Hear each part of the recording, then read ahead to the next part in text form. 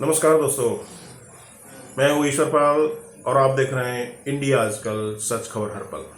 YouTube channel India आजकल TV पेश है एक नया वीडियो।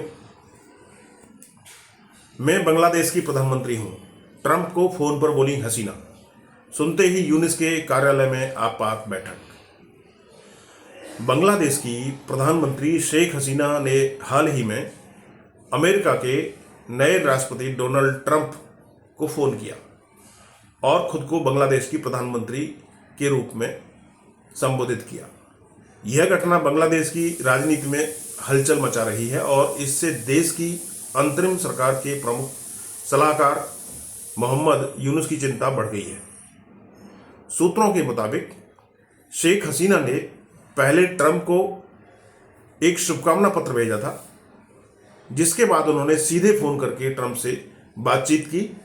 इन दोनों घटनाओं के दौरान हसीना ने खुद को प्रधानमंत्री के रूप में संबोधित किया। इस पर बांग्लादेश के राजनीतिक हलकों में नई चिंता पैदा हो गई है, खासकर यूनुस के कार्यालय में। ट्रंप के राष्ट्रपति बनने के बाद कई देशों के नेताओं ने उन्हें शुभकामनाएं दी और कुछ ने फोन पर भी बात की। इसी दौरान शेख हसीना ने भी ट्रंप को पत्र भेजा था। उस पत्र में उन्हें प्रधानमंत्री के रूप में संबोधित किया गया। पत्र में यह भी कहा गया कि हसीना ने ट्रंप के साथ अपनी पिछली मुलाकातों का जिक्र किया जब वह राष्ट्रपति पद पर थे। आवामी लीग ने इस पत्र को सोशल मीडिया पर पोस्ट किया है और इसमें शेख हसीना को प्रधानमंत्री के रूप में संबोधित किया है। इसके बाद से कई लोग चौंक गए हैं और यह राजनीतिक हलकों में चर्चा का विषय बन गया है। इस पत्र में यह भी कहा गया है कि शेख हसीना को उम्मीद है कि वह ट्रंप के साथ फिर से काम करने का अवसर प्राप्त करेंगी। शेख हसीना के साथ साथ बांग्लादेश के अंतरिम सरकार के प्रमुख सलाहकार मोहम्मद यूनुस ने भी ट्रंप को शुभकामनाएं दी। इसके बाद से यह आशंका बढ़ गई है कि ट्रंप प्रशासन शेख हसीना की सरकार को वैध मान सकता है। अगर ऐसा हुआ तो यह बांग्लादेश में सत्ता परिवर्तन की दिशा में एक बड़ा कदम हो सकता है।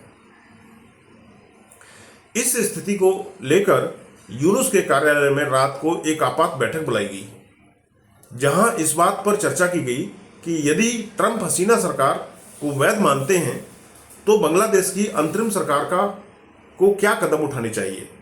इस बीच आवामी लीग के नेता यह सोचने लगे हैं कि शायद ट्रंप के समर्थन से हसीना की सत्ता में वापसी हो सकती है। इसके अलावा हाल ही में डोनाल्ड ट्रंप ने बांग्लादेश में हिंदू समुदाय की सुरक्षा के लिए एक बयान जारी किया था। उन्होंने बांग्लादेश में हिंदुओं के खिलाफ होने वाली हिंसा की कड़ी निंदा की थी। इस संदर्भ में भारत ने भी बांग्लादेश सरकार से यह मांग की थी कि वह चिटगांव में हिंदुओं पर हुए हमलों के दोषियों के खिलाफ कड़ी से कड़ी कार्रवाई करे। भारत सरकार का कहना है कि इन हमलों के पीछे कट्टरपंथी तत्वों का हाथ है और उन्हें सख्त सजा मिलनी चाहिए। इस संबंध में इस सबके बीच बांग्लादेश की अंतरिम सरकार पर दबाव बढ़ता ही जा रहा है और ट्रंप के साथ हसीना की बातचीत के बाद यह सवाल उठने लगा है कि क्या बांग्लादेश में जल्द ही सत्ता परिवर्तन देखने को मिल सकता है। तो दोस्तों, फिलहाल इस वीडियो में इतना ही। मिलते हैं ऐसे ही किसी अगले वीडियो में। नमस्कार।